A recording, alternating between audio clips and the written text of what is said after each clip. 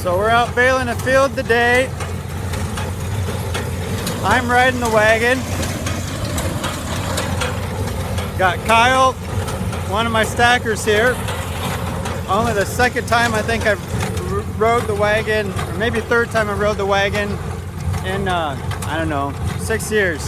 But I've got a new guy on the tractor that I'm training to run the baler. He's doing really well today. This is a really bumpy field, so we have to go slow. We're going in 4th gear, which is about 4 miles an hour. Typically, I would bale this at 5 miles an hour. Keeps the baler happy, so it keeps it full. It's taking quite a long time for each bale to pop out because we're just slugging through here. But the bales would just shake right off this wagon if we didn't do that.